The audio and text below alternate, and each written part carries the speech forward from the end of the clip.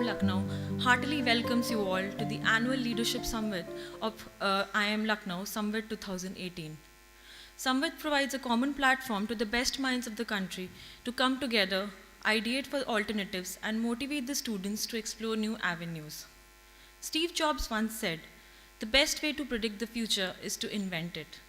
Our endeavor at Samvit 2018 is to bring to you a congregation of the best and the most innovative intellectuals of the country to come together and share their valuable perspectives on the business of everything. Today we have with us Mr. Tamal Bandyopadhyay, Consulting Editor, Mint, Advisor at Bandhan Bank, as our honorable speaker to embolden the spirit of leadership that each one of us seek to ameliorate. I would now request Mr. Tamal Bandyopadhyay to kindly come forward and light the lamp to mark the onset of the annual Leadership Summit, Samvit 2018.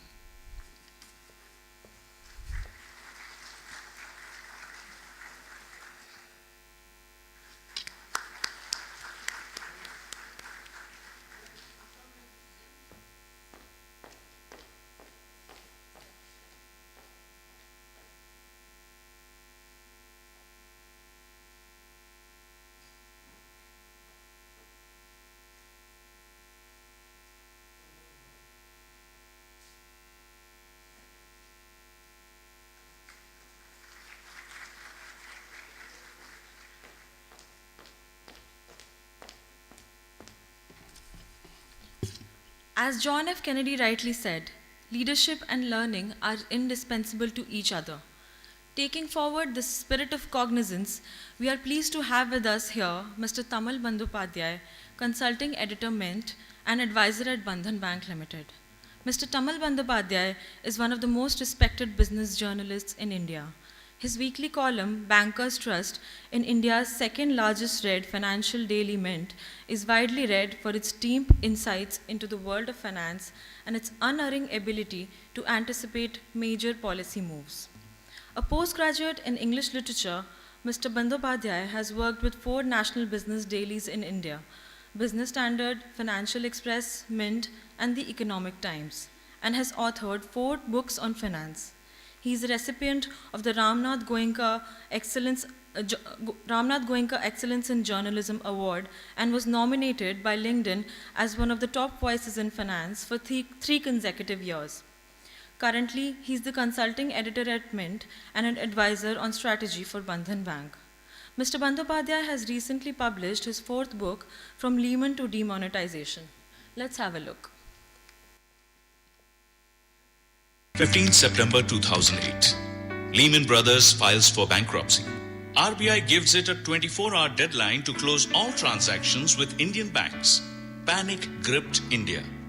GDP growth plunged to 3.5%. Policy rates cut. Trillions pumped into Indian financial system. The economy boomed, but did it last? Burst returned with vengeance. Inflation zoomed, so did the bank's bad assets. In 2010, Andhra Pradesh law almost killed microfinance. MFIs went to hell and back, but PSU banks are crumbling in the bad loan world. How many of them are swimming naked? Should they merge? Has RBI cracked the Da Vinci Code of Indian banking? Did we need Bharatiya Mahila Bank? Why the Mudra Bank? Is Banks Board Bureau just a paper tiger? Can our postman become our banker? Do we need a Reliance Jio in Indian banking? Should Finance Ministry be the super regulator? Is demonetization a boon or a bane? A short-term pain for long-term gains? If you know the answers, do not, I repeat, do not read Tamal Bandyopadhyay's From Layman to Demonetization, a decade of disruptions, reforms, and misadventures. His last 3 books have been bestsellers. So what? Please put your hands together for Mr. Tamal Bandyopadhyay.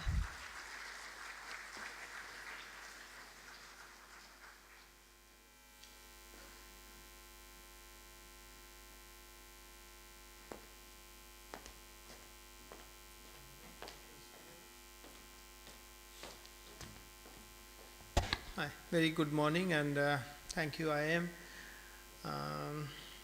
I was not very keen to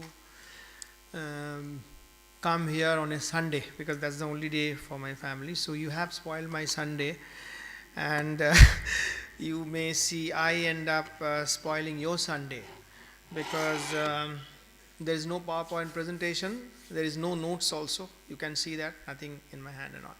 So I thought we'll have a chat, simple extempore conversation, not any prepared speech, etc. So I've been told to talk about what's happening in the banking sector. Not recently, sometime last year, government has announced the biggest ever recapitalization of Indian banks, 2.11 trillion. So what does it mean for the economy and those kind of things? I've been asked to talk about 45 minutes, but I think 45 minutes will be pretty long. So maybe I'll talk a little less, and if you have any question, etc., then I may answer. And let's make all put together 45 minutes. And it's difficult to talk so long. As I said, I don't have any PowerPoint presentation, neither have any notes. So just simple chat. And as you have noticed, I'm a student of English literature, so I don't understand finance. Like you, I'm also learning.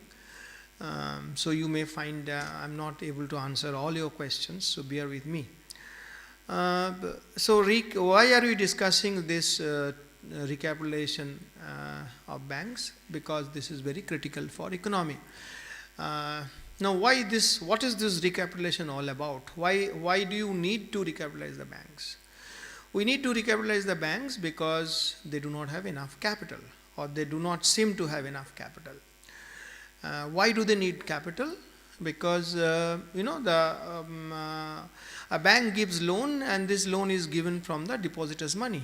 A bank takes with the left hand money from you and me, we are the depositors, and on the right hand it gives again to you and me and industrial houses the loan in the form of retail loans or project finance, working capital, so on and so forth. So why do they need capital as such? They need capital because international norm is there. You need to have certain amount of capital to give certain loan. And this is decided internationally. It's called Basel norm. And every country, because finance is a sort of global phenomenon, so you need to follow the international norm.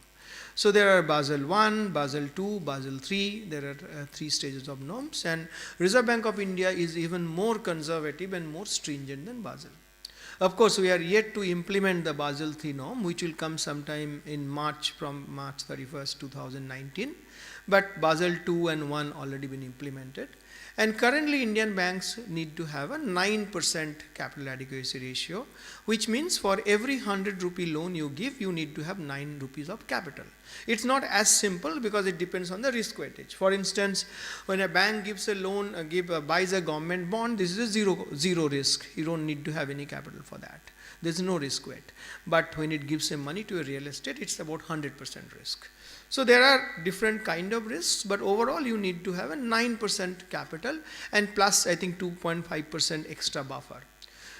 And then the capital has 2 parts, as you probably, those who are the students of finance know, tier 1 and tier 2. Tier 1 is the core capital, which is your capital and reserves, equity and reserves, and tier 2 is different sets of capitals which include subordinated debt, revaluation reserves, etc., etc. So what happens is this: a bank does its business. What is its business? Its business is taking money from you in the form of deposit and giving money to others in the form of loans, and keeping a spread on that, which you call it NIM, net interest margin. So if my average cost of deposit, suppose, is 6%, and my average earnings on loan is 9%, so my NIM is 3%. Within this NIM, I have to have the cost of operations, etc., and then I make money. And when I make money, a bank makes profit, a part of the profit is distributed as dividend, and a part of the profit goes to the capital, to the reserves, so that bolster the capital. But what's happening in India now, most of the Indian banks, which is primarily the public sector banks, which now 22 in number, but it accounts for 70% of the entire banking system in India in terms of assets. Like for instance, State Bank of India, after its merger with associate banks, it's about roughly close to 24-25% of the entire banking system. It's one of the top 50 banks in the world. So this 21 public sector banks Their number not much, but they account for the 70% of the market. And they are very stressed. They have a lot of non-performing assets, or what you call bad loans.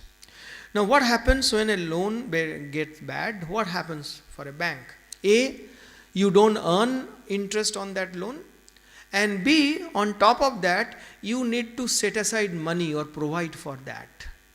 So that actually hits your profitability. You start even making losses. So which means instead of adding to your capital actually starts eroding. And when capital starts eroding, you cannot give credit, as I said, because you need to have a capital adequacy ratio of 9%.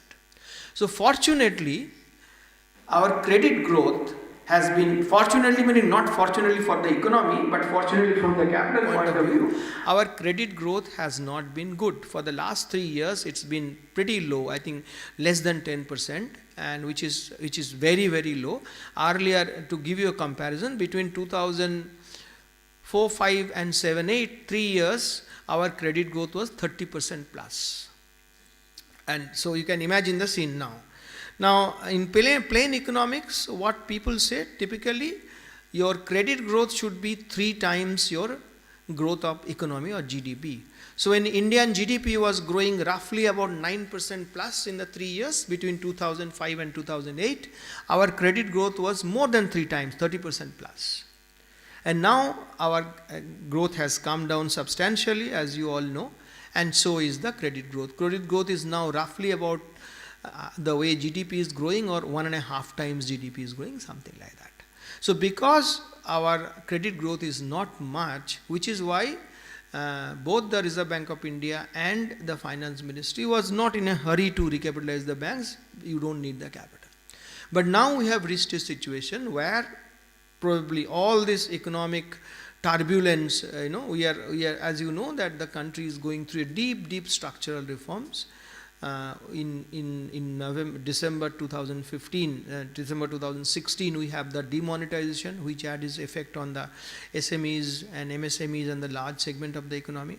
And then in last July, 2017 July, the government has implemented GST, which is the uniform indirect tax for across all the industries across India. There are a lot of hiccups, there are a lot of teething problems and all. So now we are settling down with all those issues, and probably economy is in the cusp of a big growth. Will start growing now from the last quarter onwards. So you need to recapitalize the banks, otherwise they will not be able to support the growth. So which is why sometime last year the government has announced 2.11 trillion recapitalization. Before that, let's discuss how we have reached this situation, why we are in such a mess, why the banking sector facing this problem, this bad loan problem, and their capital is being eroded. Now, typically, what happens to the bad loan? What happens in the bad loan?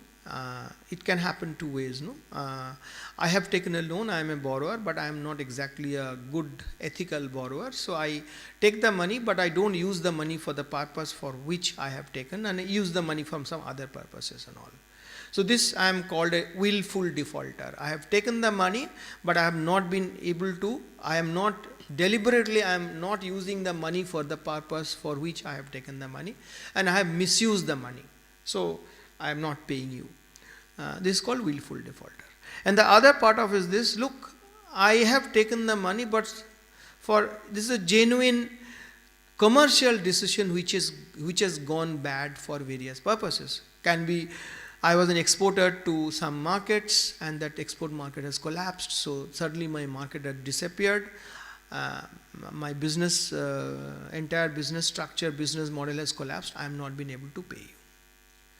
Or it might happen that my project has not yet taken off for multiple reasons, for environmental reasons, for legal reasons. I have not got the clearance of ministry, I have not clearance of the corporation, so on and so forth. So there could be multiple reasons why a loan can go bad. That's from the borrower's point of view. From the bank's point of view, could be there is genuinely the banks do not know, this is inefficient, They have not been able to, they don't know how to manage risk, they don't know how to monitor a project. Could be some of them are actually unethical. They knew that this loan is not worth giving, but still they have given the loan. So there could be multiple reasons for various factors, or simply there could be pressure from the government, because you know that 70% of the, as I said, banking system is the public sector bank, and they're the majority owned by the government. And the government particularly, you know, at some times they want the banks to do this. For instance, they want the bank to go big way and give money to infrastructure sector. But then what happens, that on the one hand, banks do not have the expertise to monitor and appraise the infrastructure project, and on the other hand, there is a multiple reasons of, you know, the various clearances are not coming on time, so on and so forth. So the projects, the power projects, the port projects, the mining projects, the port, the highway projects are not coming up. So banks, for the no faults of them, are saddled with the bad assets. Now, if you look at the history of Indian banking in the bad assets, it's not new. This is not the first time we are settling with the bad assets. We also followed, we had also had bad assets in the late 90s, between 95-96 till about the early this century. 95-96 is the time when I started covering banks as a reporter. There's a lot of bad assets been created. Now, why was that bad assets created at that point of time? There are again the multiple reasons. They are all theoretical reasons, as I told you. But one major reason could be, you know, after the economic liberalization in 1992, I think most of the students were born around that time probably, or all students of economic liberalization. So we started cleaning up the banking system. And we also, what we did, we started, closing our development financial institutions. At that point of time, we had commercial banks which used to give loans, working capital loans, and we used to have development financial institutions like ICICI, IFCI, IDBI, who used to give project loans. And these development financial institutions, they are supported through some low-cost funding by the government and other agencies. But as this low-cost funding from the government and other agencies becoming less and less, they are finding it difficult to actually support the project financing and all. So then it was decided by the government, or primarily by the Reserve Bank of India. That time Dr. Rangarajan was the governor of RBI. I am talking about the last end of 95-96, and 96 is the time when I started covering banks, going to Reserve Bank of India. Through Reserve Bank of India was started, they pulling down the dividing wall between the development financial institutions and the banks, and they were encouraging banks to become universal bank. What does it mean? Universal bank means a one-stop shop. Under one roof, you have multiple projects. You will give working capital loans, you will give project loans, and you give everything else. So this is what we start. And just before that, 1993, India gave licenses to the first set of 10 new private banks. So what happens, you know, when since 1947 is our independence, and after that we were having a banking system which was owned by the industrialists, but the government wanted the banks to support the poor, to go to the masses, etc., which these banks were not going. So these banks were nationalized in two phases, sometime in 1969 and sometime in the 70s. But those banks were not competitive enough, they are not technology savvy, and that was a seller's market, not a buyer's market. You could not have asked for a home loan, you could not have asked for an auto loan. The banks were just decide who to give loan, who to not to give loan. That was the kind of situation. So after the economic liberalization 1993-94, Reserve Bank of India decided we will give a license to new banks, and which is why this HDFC and ICICI and Axis, those banks came up sometime in the 1993-94. A set of 10 new banks came up. So they infused competition, and also, as I said, Reserve Bank of India discouraged the development finance institution to exist anymore. So IDBI became a bank, ICICI got merged with ICICI Bank, so on and so forth.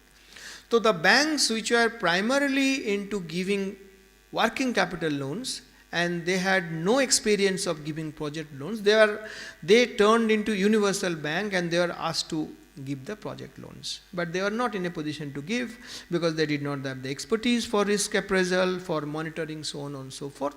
So we found that they ended up accumulating bad loans. So 1998, 99 it started, and it continued till 2003-4 to settle down. So the certain banks got 15%, 20% NPA, etc., etc. And by 2003-4 we found that the banks were in a good shape, and that time also banks were recapitalized by the government, because government is the owner. If a bank needs the capital, the government has to give it. That was the situation. And then I said between 2005 and 2008, there was a tremendous growth. Indian economy was growing. That was the time when our inflation was low, and economic growth was the highest in the history of independent India, or forever, 9% plus. Low inflation, high growth, and high bank credit. That was the time when Dr. Y.V. Reddy was the Reserve Bank of India governor. 9% plus growth, as I said, on the economic front, 30% plus growth in the credit front. And India was growing like there is no tomorrow. India was the place. And then suddenly something happened, which is Lehman crisis. As you know, 2008, September 14th, Lehman Brothers, which was a very large, iconic US investment bank, collapsed. And that was the entire world plunged into subprime, that's called subprime crisis. That's a separate story. You need an entire 1 hour to describe what happened exactly. Let's not get into that. But essentially what happened is this: entire financial sector globally, even though many of us believe that it's not a global crisis, it was a transatlantic crisis. It originated from US and it was basically a transatlantic phenomenon.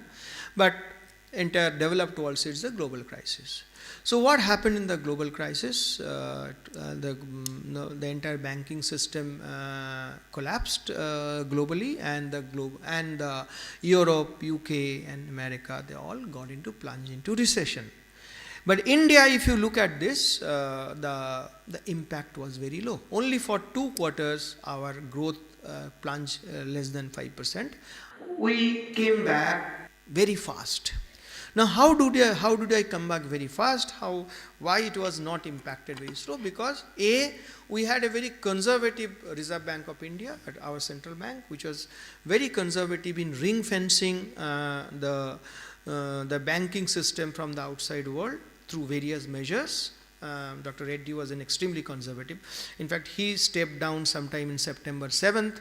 Dr. Subbarao, who was the finance secretary then, he came and he took over, and within a week this Lehman collapse happened. So what happened, as I said, how did we withstand or rather protect ourselves from the effect of Lehman collapse, where the entire the large part of the world, particularly US, Europe, they crawled, they were under recession for long. How did we manage? First, we managed because we had a very conservative central banker. That's the one part of it. It could ring fence the banking system well. It did not allow the banking system to open up. It did not allow the banking system to have risky exposures, etc., etc. And second, what happened after the fall of Lehman, both Reserve Bank of India and Finance Ministry, they joined hand together and they pumped in tons and tons of money in the system. As you know, whenever you have a situation where you are going on the verge of getting into recession, the classical economic theory, those who are the student of finance here or economics in your batches, etc., you know that the classical way of tackling this is to flood the system with money, make money cheap, so that you create demand. When I have more money in my pocket, you get demand. So on the one hand, government got into all these programs of NREGA and so on and so forth in rural India to create jobs and give people money, etc., through various schemes. On the other hand, Reserve Bank of India flooded the system with money and brought down the rate even below the savings rate. I think from 8.5% it came down to 3.5% in a few months' time. So the system was flooded with money, and Reserve Bank and the commercial banks was telling that everybody, you take money and you spend. And then the various schemes came, the home loan became the cheapest, so on and so forth.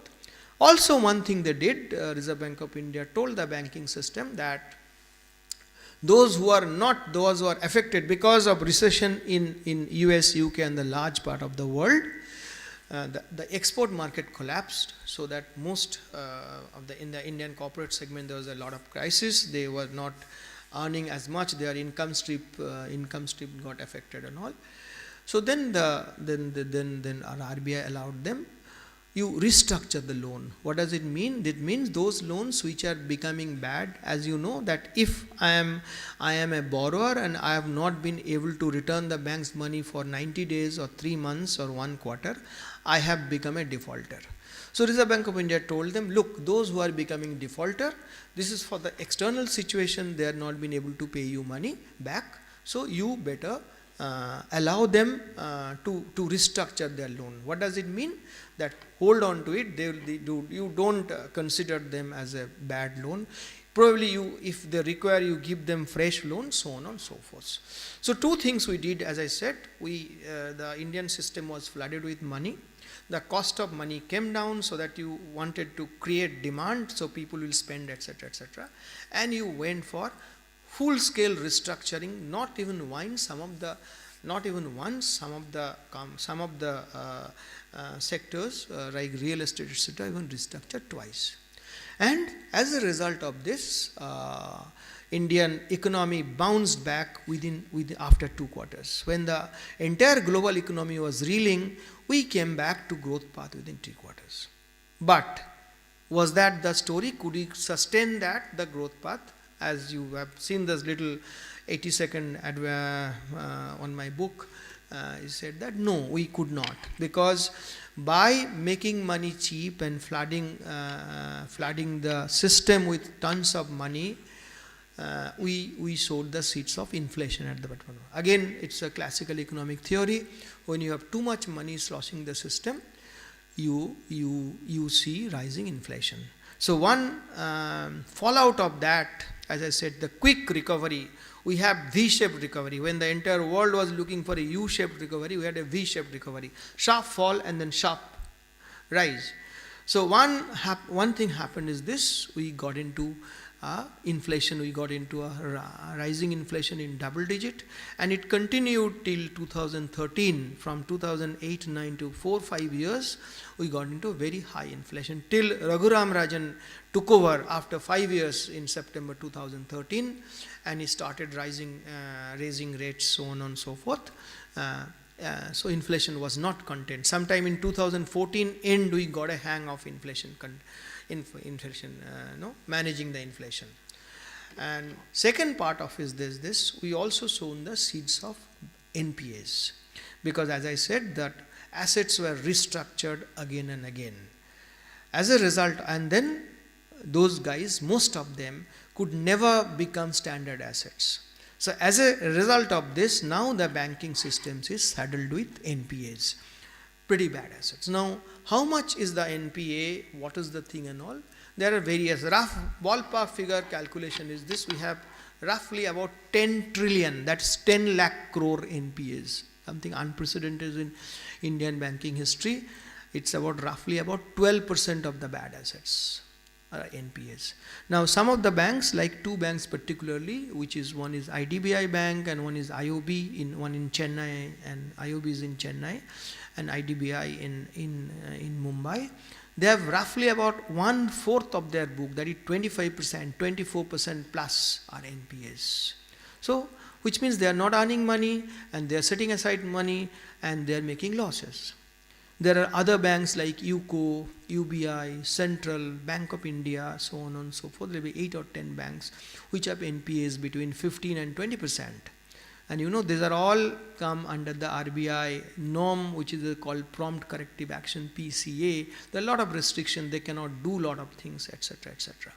So one way of looking at is this: we have about 12% NPA or 10 lakh crore of NPA. Is that correct? Probably not. Because if you add to that the restructured assets, then it will be much more. Because those restructured assets some of them have not yet converted into NPAs, but over a period of time they will become NPAs. So if you add that, probably you have 15-16% of NPAs of the entire system. Is that correct? Again, probably it is much more, because lot of loans Indian banks do write off. It's called technical write-off. It's a very unique Indian system which is only done in India, not other parts of the world. Which means when a bank finds one particular asset is bad and it's very difficult to recover that, they write off the loan, they fully provide for it. They are taken off from the balance sheet, meaning they are not shown in the balance sheet, but they are parked in some branches. They are backed by certain collaterals. As and when banks recover part of it, they add to their profitability. But they are not shown as an NPA. It actually depresses the number. So if you periodically see some certain newspapers, Indian Express carried a few times, they file some RTI and get the numbers of how many trillion rupees have actually been written off. So if you add all those three parts, that is established, announced NPAs, plus the assets which are restructured but not turn into NPAs as of now, but could turn into NPAs, at least a part of them, and the assets which have been written off, if you add all these three, it could be as much as 20% of the banking system. So that's one way of looking at it. Other way of looking at it, if you see the Indian banking system, there are largely, if you see there is a 100 rupee loan, there are three types of loan. One type of loan is the so-called priority sector lending, which is given to small SMEs, MSMEs, and agriculture, so on and so forth. Another type of loan is the retail loan, which you and me take, auto loan and home loan and personal loans and education loan and holiday loan, so on and so forth. And another loan, which is about 30% of that, or little more than 30%, is the industrial loan. So if you find that retail loans are pretty good, healthy, the NPAs will be less than 5% or so. The farm loan and others will be not so good, but maybe 10% odd. But if you look at the industrial loan, they could be NP could be as high as 40%. So this is the situation roughly the situation of thing. But what was happening is this: our banking system was in a denial mode. Now, why it's a denial mode? It's a long story. But as I said, 70% of the banking system is owned by the government. They are called public sector banks. And they are the majority NPAs. They account for 90% of the NPAs. Your private banks are relatively better off, like HDFC and Kotak and IIC, they are relatively better off. ICICI and Axis are not as good as HDFC and Kotak, but they have much less NPAs than the private sector. Now in public sector, what happens, apart from other things like you do not pay so well, so you do not get talent, so they are inefficient, most of them are not as efficient as they should be in terms of project appraisal, risk monitoring, so on and so forth. Other part of this, the CEOs are typically there for 2 years or so. So they do not have any skin in the game. If I am a CEO, why should I bother about this? My objective is to just somehow manage these 2 years and go home with my retirement benefits.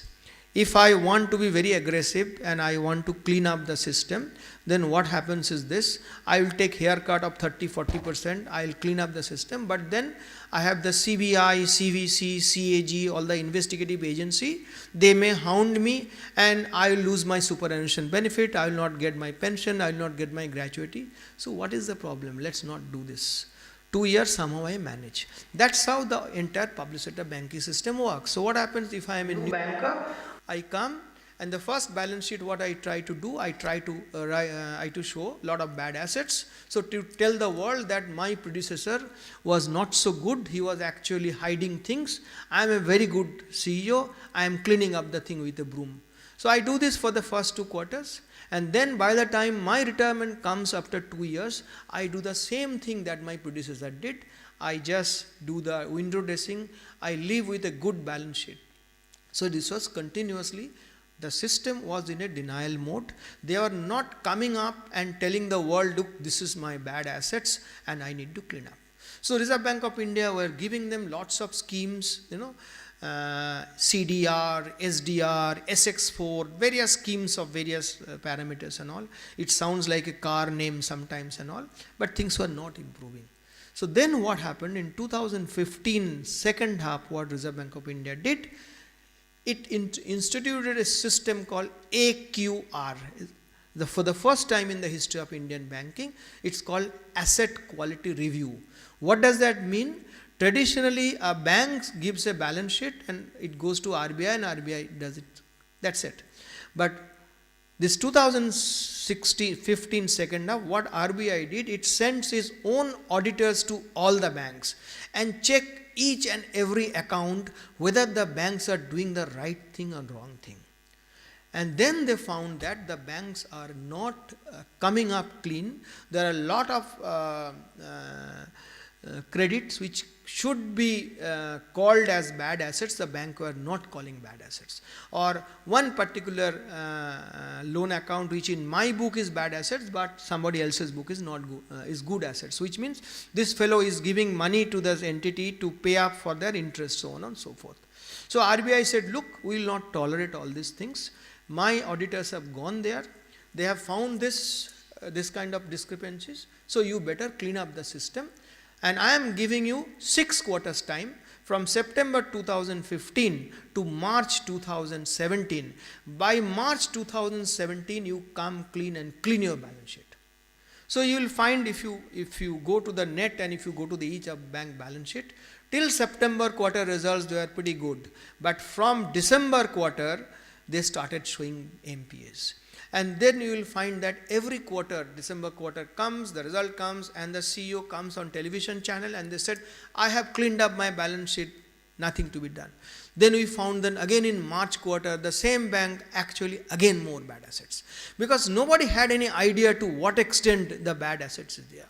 It's like, it was happening like, typically if you see any magician, all the magicians, particularly PC Sarkar I have seen, he carries a pitcher, and it says that this pitcher is given by my grandma, it's full of the water of Ganges, Ganga ka pani, ye kabhi nahi sukta hai. So he'll show like this, he will do ulta, pani goes off. After some play, again he will do this, again the ulta, pani goes off. Inexhaustible source of water. So bank balance sheet happened like that. Every quarter I clean up, but then next quarter again more NPAs and more NPAs. So even by March 2017, banks were not cleaned up the system, and they are begging with RBI that look, you give us more time, we need more time, because if you are so aggressively doing it, we will not be able to, our balance sheet will go for a toss. RBI said, look, we have given you enough time, if you could not have done it by this time, I am sorry, nothing can be done, you have to do this. So what RBI did after that, so March 17, the deadline expired to do this, and then RBI did one more thing. In consultation with the government, President of India passed an ordinance, and this ordinance amends the Reserve Bank of India Act, and it empowers the RBI to tell the bank which borrower to chase and file an to go to court, NCLT, file an insolvency case against the thing and all. So I forgot to tell you, parallelly when this AQR was on, the government also cleared an insolvency law in the system, which means the borrowers cannot get away, a bank can file an insolvency case against them. So armed with that law, and that ordinance was passed. Now even under the RBI Act, RBI is allowed to direct banks if it wishes to. But Reserve Bank of India wanted to demonstrate to the world and to the banking community and to the corporate world, look, I am not alone. Government and me, I am backed by the government. Government is behind me. Both of us, both the government and the Reserve Bank of India, want the system to clean up. So That's what happened. So sometime I think in June or July, Reserve Bank of India told these bankers, they gave them 12 accounts which account for roughly 25% of the bad assets of Indian system, 2.5 trillion. You go chase them and file insolvency, go to the insolvency court against them, 12 accounts.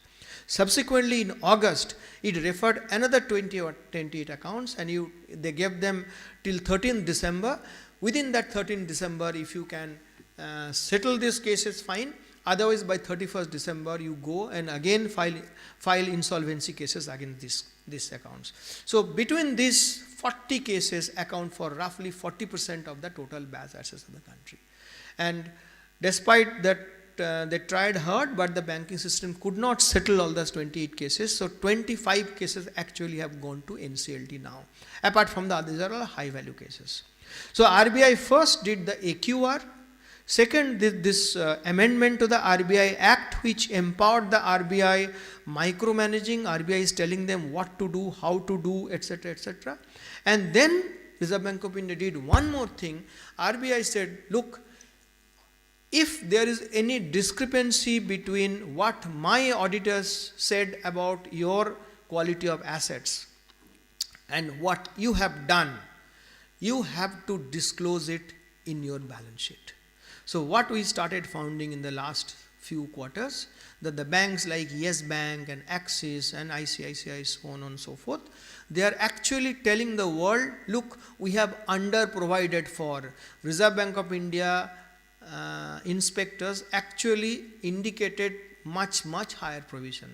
So by this, these banks are actually running a reputation risk. Reserve Bank of India is embarrassing them. They are telling the world that, look, we fooled you, we did not provide enough adequately, and had they provided adequately, their profitability would have been hurt. So it's a multiple attack, if I may say so, by the Reserve Bank of India to tell the bank clearly that, look, you cannot remain in a denial mode forever. Now, as a result of this, what is happening, as I said, there is about 10 trillion at this point of time bad assets, and bankers particularly the public sector banks are in a bad position. They are not, if tomorrow the credit uptake takes place, because our investment climate has not been good for multiple reasons. As I said, the two critical reasons I mentioned, this demonetization which happened in the December 2016 and the GST. So there is a lot of teething problems, the implementation problems, so on and so forth. But probably by all the indications we are slowly getting over. Probably we are 1 or 2 quarters away from the real growth story, India growth story happening. So if this growth starts happening, is our banking system capable of giving credit and sustaining the growth? At this point of time, no. Which is why the banks need to be capitalized. Now, if you bank need to, if I don't have any capital, if I am a bank, what do I do? My first response will be go to market and raise money. But is our banking system, I mean the public sector banking system, capable of raising money from the market? No, because most of them are making losses. So all the financial parameters, again you guys are studying, I don't need to explain that. If you see the ROA and ROE, most of them are pretty negative and lousy for most of them. So they are not capable of going to market and raising money. If tomorrow Central Bank and IOB and UBI and UCO, they start selling their shares in the market, there will be no taker. So then what happens is the government has to do this, and this is the thing.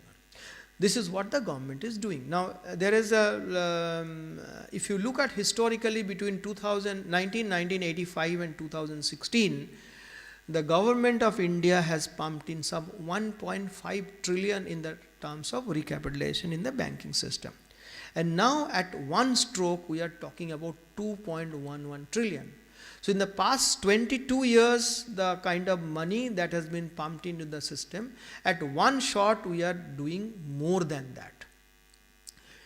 So then what happened? Historically, if you see the system, there was no rhyme or reason how the money was given. It was pretty democratic. It was pretty democratic. You need money, you are a large bank, I'll give you large money.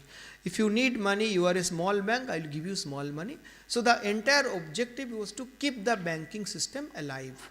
Now for the first time we are seeing probably there is a change in the mentality, because there is always talk of that. If you keep on giving them money, you are actually creating a moral hazard.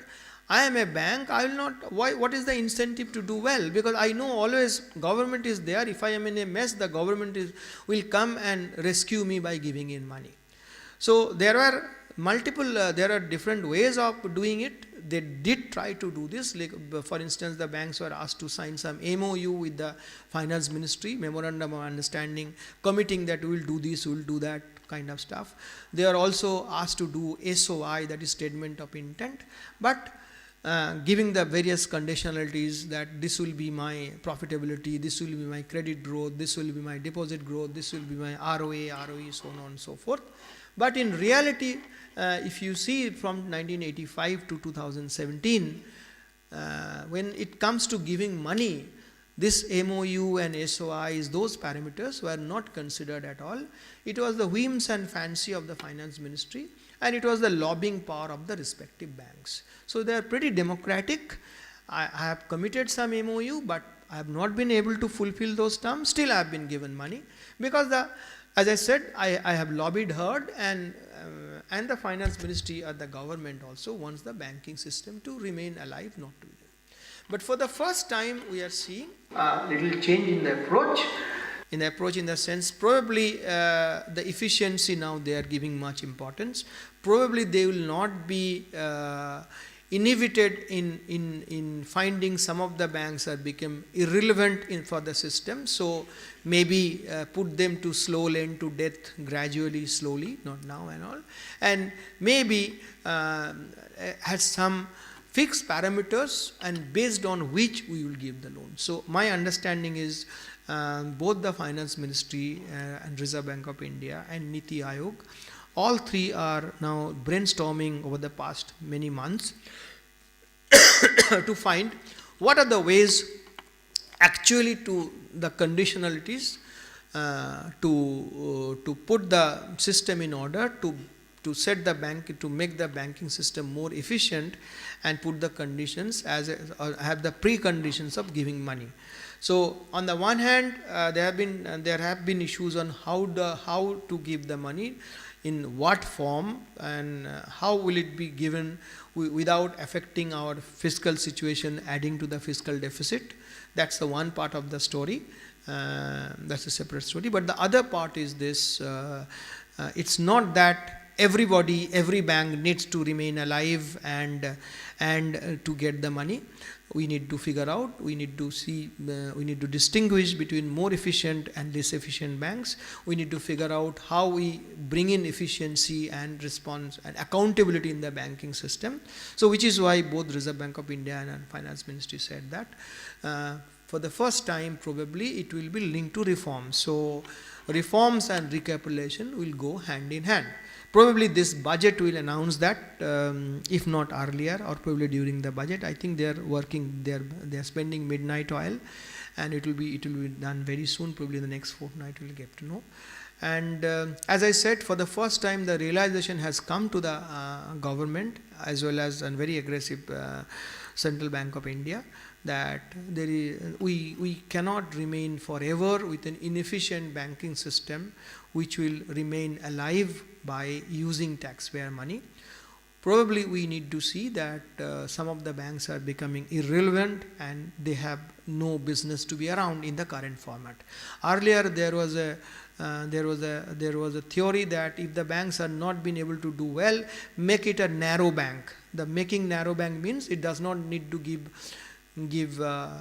credit, it can only invest in government bonds, which is a zero risk.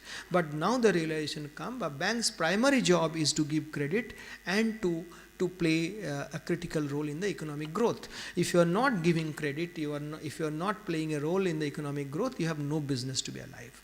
So which is where there are a lot of discussions: do we go for consolidation, do we go for merger, do we go for privatizations, all kind of things and all. So I am not very sure how fast this drastic measure, privatization etc. work. Probably not. Probably if 2019 the same government comes back, probably those kind of things can happen. But for the timing, it's very clear that the banks needs to be efficient, and the government will put lots of conditionalities, and then only this 2.11 trillion money will be released. It will not be done historically as a very democratic way, and whoever wants money and keep them alive and all. So money will be given, because as I said, the new Basel norm, Basel III, will come into effect in March 2019. So you need to have money, and also at the same time our economic growth, we will be seeing economic growth faster, 7% plus from the next year onwards. So there will be credit demand pickup. For the last 2-3 years, only the retail credit has been growing, corporate credit has not been growing. To support the economic growth and to meet the credit demand, banks need to be capitalized, and government is ready to recapitalize the bank, but it will be attached to some conditionalities. So I think I have almost finished my time, 45 minutes. So if you have any 1 or 2 questions, probably, if you have time, otherwise we can say. Yeah? Questions?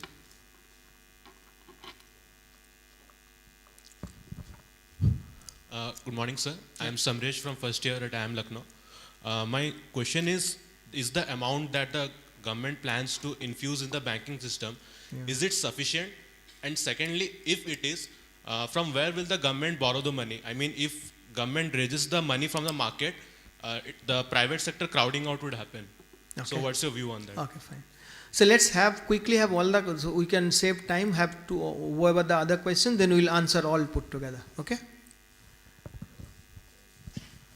Hello, sir. So you mentioned about the transatlantic laws. Sorry. Transatlantic collapse, when the India actually had infused supply of money and the interest rates were slashed. Yeah. So wasn't this a bad risk of there was high risk of increasing the bad loans, and has this actually led to increase in the NPA, non-performing assets?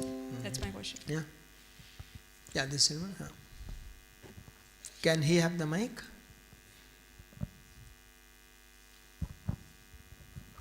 Good morning, sir. So my question was that apart from the 2 lakh crores that have been given in the last 4 years through budget, what are the other measures that the banks are adopting to get this capitalization money and increasing their tier 1 capital? Okay, fine. I think this gentleman one more, and then we'll. Good morning, sir. Sir, actually I have 2 questions. First one is, you have told about the 3 measures that RBI has taken till now, like AQR and all. So, but still the denial mode of the CEOs or of the public sector banks might not come. Means in addition to that, why don't RBI or the government think of increasing the tenure of the CEOs of the public sector banks? That is one thing. And the second thing is that since the Basel III norms are going to come from say March 2019, after the infusion of the money in the banking sector, maybe that it might happen that the public sector banks may, or all the banks may go for a more conservative approach and keep more money in the banks, as 9% money need to be kept with them. Okay, fine. So that's all. Okay. Let me quickly answer. Your first question was where will the money come from and what will be impact, so on and so forth. Now you see where will the money come from? These discussions are on, but this is not the money which you spoke about, the crowding out effect, etc., which means that government will borrow more money from the market and there will be no money for the private sector. That's what you meant. But this is not the way of doing it. It is not the money to be raised from the market to bridge the fiscal deficit. This crowding out effect happens that like the current year, for the fiscal year 2018 ending March 35, the fiscal deficit, estimated fiscal deficit was 3.2, for which the government need to borrow, gross borrowing was 5 trillion plus, the net borrowing was 4 trillion plus. And because probably the fiscal deficit will be more because of less revenue generation for the government, One reason is GST, less revenue. Other reason is the Reserve Bank of India gave much less dividend than what was anticipated. So government again added the government borrowing program 50,000 plus in December, which is why the bond yield is going high, so on and so forth. And this, of course, if there's a credit demand is high, it crowds out the private sector. But a bank recapitalization, it does not happen this way. It's mostly a paper entry. You give a recap bond. It's just an accounting, if I say it's an innovation, it's not the actual money raised from the market. If you go to the net, you will find how exactly done. So now, I think under the IMF norm, it is below the line, which means it does not affect your even fiscal deficit. But how exactly it will be done? It's a combination of some part will be through government directly infusing money in terms of equity. Some part will be through recap bonds, so on and so forth. So definitely it will not have any recap. It will not have any crowding out effect or the impact on the bond market. Second part of course, second question was there. This lady, you asked me that was it good thing to do in 2008? So this is a classical economic theory. Whenever you have this kind of crisis, whenever you are on the verge of recession or facing recession, the classical economic theory says that the right way or the only way or the best way of tackling recession is to flood the system with money. What's happening in US, what's happening in Europe is the same thing. ECB till recently had been following the loose monetary policy. Only from that bond buying program, only from this January they have halved it. Similarly, US also did the same thing. So it happened, but it has a price to pay. How you manage that? And the restructuring again, was it good or bad? At that point of time, had you not probably done that, you would have collapsed. Probably we could have reacted faster than this. For instance, people say that Subbarao used to take baby steps because he cut the rate from 8.5% to 3.5% very fast. But from 3.5%, when he needed to raise faster to contain inflation, he was pretty slow in doing that. Why he was slow? Because there is always there is a fight between Reserve Bank of India and the Finance Ministry. It's a growth versus inflation. Because government comes typically, as a political administration comes for 5 years, it needs to propel growth, its eyes are on the growth. Whereas Reserve Bank of India institution, it feels that you need to fight inflation hard, and if you have a low inflation on a sustainable period, that ensures high growth on a sustainable period. So there is always a fight between the two, and that was the thing. Subbarao probably could not have been as effective and as strict and as demonstrative and as fast as he was not because of the pressure from the government. Now, of course, we have MPC, that is the Monetary Policy Committee, which is representative 3 outsiders and 3 Reserve Bank of India, which decides on the inflation trajectory, which is given by the Parliament. Third question was, I forgot what was the third question this gentleman asked. What was the question? On recap, something you asked, right? So my question was that apart from the money that has been given in the budget, that is only 2 lakh crores that has been given in the last was 4 it years. enough? Sorry, was it enough? Yes, That's what the question. Yeah. No, this seems to be enough in the sense you say, there are 2 ways of looking at it. One, people say that one is this the regulatory issue, which will help you to maintain the required capital adequacy ratio, and one is to require the growth capital. Growth capital meaning which will help you actually to expand in a big way. Now, how much actually you need is anybody's guess. It's a rough calculation, but presumption is this: when you are adequately capitalized, when you started giving loan, you will start making profit, and once you make profit, then your ROE and ROE, these business parameters will go up. Then you are also being able to enter the market, you get better valuation, etc., etc. So this 2.11 trillion is only the takeoff point. Then you will generate your own profit, and you plow back the profit, you add to your profit, you add to your reserve, and also you will be in a better position to enter the market. Some of the banks which are not in a position to do that, they will be entered the market, so you can borrow from the, you can raise equity from the market. So it's a combination. We need to see how it pans out. If the credit growth goes again, will it be able to support 30% credit growth? Certainly not. But will you have 30% credit growth? Probably not, because credit growth is now 9-10%. From here it can go to 15-16%. Will it be able to maintain meet this 15-16% credit growth? Yes. Last question was, why don't you raise the tenure of the CEO to more than 3 years, so on and so forth? Yes, that has been, this, again, it's a political decision. Till recently it was whims and fancies. Who even become the CEO, there is no set rule. There are various rules and kind of thing. After that, this government has constituted a board called Banks Board Bureau. This Banks Board Bureau in charge of selecting the CEO, the right kind of thing and all. But it seems like that this Banks Board Bureau also not as effective as it should be. It's a sort of lame duck bureau. It does not have much of power. Many things it does not say and all. So ideally, yes, it should have more than that. In fact, for State Bank of India, it has been done that. The current chairman, Mr. Rajneesh Kumar, who has only 3 months to retire, he became a chairman with 3 years to go. So in SBI, they have instituted the 3-year tenure. In public sector banks, again, there's a problem with lack of talent. There's a problem with, because you are not allowed to even give ESOPs. 2 or 3 banks, Bank of Baroda, SBI, etc.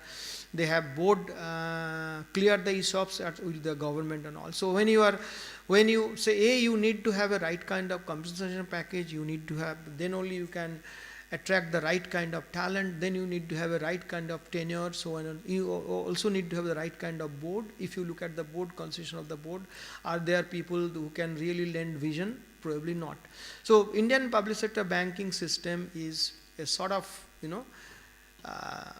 it's a very complicated animal. There are multi-level of failures at various parameters at various level. You need to have a comprehensive approach to do that, not a piecemeal approach. Because the last point is this, the larger point is this: you clean up a system now, but how do you ensure that in future these guys don't make the same mistakes? Because in 1990s, late 90s, they made those mistakes. We cleaned up, we gave them enough money. Now we have again come up this. So how do we ensure that incrementally this clears the stock of bad loans? This recapitalization, etc., clears the stock of bad loans. But in future, how do we make sure that the same mistakes the bankers don't do in future? And to do that, you need larger set of reforms. You need, in terms of right selection of CEOs, you need right compensation package of CEOs and others, you need right tenure of CEOs, you need right kind of board, you need the hands-off policy from the government, so on and so forth. But that's a completely separate story. We need to have a separate session on that. So thank you for being a patient listener. And as I said, I didn't have any paper, I didn't have any PowerPoint presentation, just a sort of, gups-up. And if you have enjoyed it, I am happy. If you are not, excuse me, I have spoiled your Sunday because you have spoiled mine. Thank you. Bye. Okay. Thank you, sir, for that enlightening address. On behalf of all the students of IIM Lucknow, I now call upon Mr. Devdutt Tamal to present a memento as a token of gratitude for all of us.